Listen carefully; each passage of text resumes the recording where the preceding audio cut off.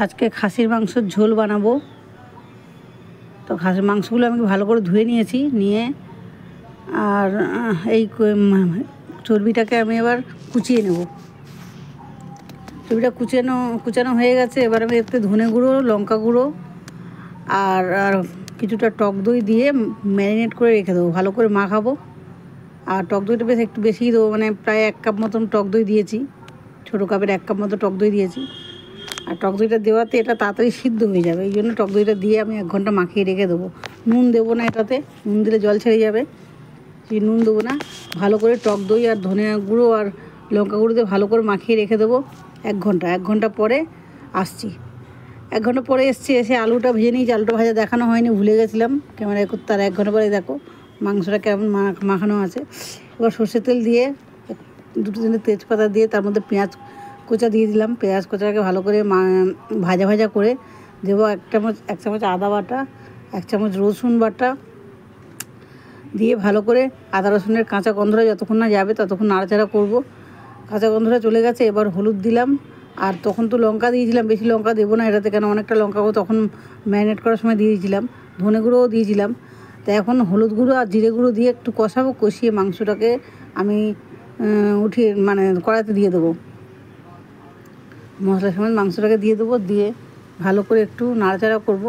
করে তার মধ্যে টমেটোটা দিয়ে দেবো। টমেটো কুচা আর কাঁচা লঙ্কা কুচে রেখেছি, ওইটাকেও দিয়ে দেবো। একটু ভালো করে নাড়াচাড়া করে নিই, তারপরে দেবো।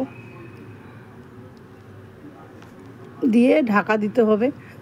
আমি এইভাবেই করি, কারণ আমি এইভাবে করি না, আমি অনেক রকমভাবেই করি, কিন্তু আজকে এইভাবেই করছি।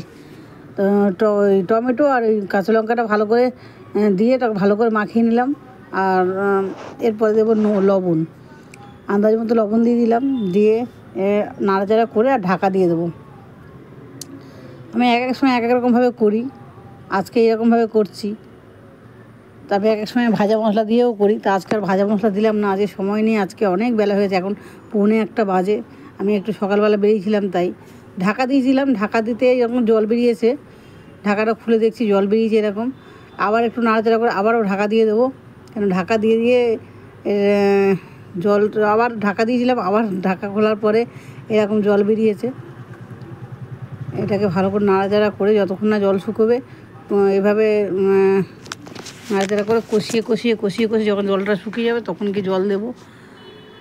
তো আমি আমার মতন করে যখন যেরকমভাবে ইচ্ছা তখন করি। আজকে এত বেলা হয়ে গেছে, আজকে আর আমার একটু সময় নেই, 1টা বেজে গেছে এখন। সকালে বেরিয়েছিলাম একটা কাজে, আর সেই কারণে আমার ভিডিও ঠিকঠাক দিতেও পারছি না। এবার কষাতে এবার আমি আলুটাও দিয়ে দিলাম। আলুটা সিদ্ধ হতে সময় লাগবে, বড় বড় পিস করে আলু করা, তাই আলুটাকেও দিয়ে দিলাম। দিয়ে আবারও একটু ঢাকা দিয়ে দেবো।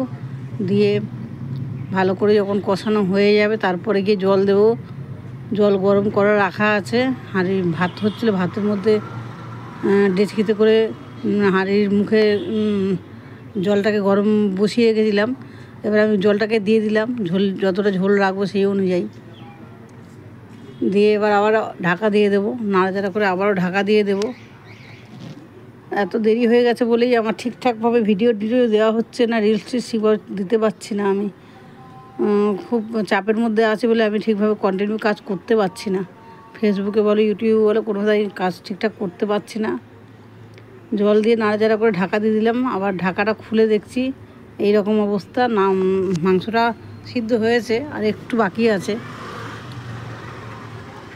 আবারও ঢাকা দিয়ে দিয়েছিলাম, ঢাকা দিয়ে আবার খুলে দেখছি মাংসটা পুরো সিদ্ধ হয়ে গেছে, আলুটাও সিদ্ধ হয়ে গেছে। আমি মিট মশলাটা দিয়ে দিলাম, দিয়ে আর একটু নাড়াচাড়া করে স্ট্যান্ডিং টাইম দেবো, দিয়ে তারপরে নামিয়ে নেবো। মাংস তো প্রায় হয়ে গেছে, আর এটা একটু এরকম বেশি ঝোল থাকবে, কেন আজ অন্য আরও বেশি কিছু করিনি রান্না।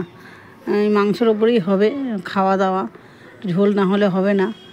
আজকে আর অন্য কিছু রান্না করিনি, আমার রান্না হয়ে গেছে, একটু ঝোল করেই করেছি, ওই কারণেই। এবার নামিয়ে নেবো তরকারিটাকে।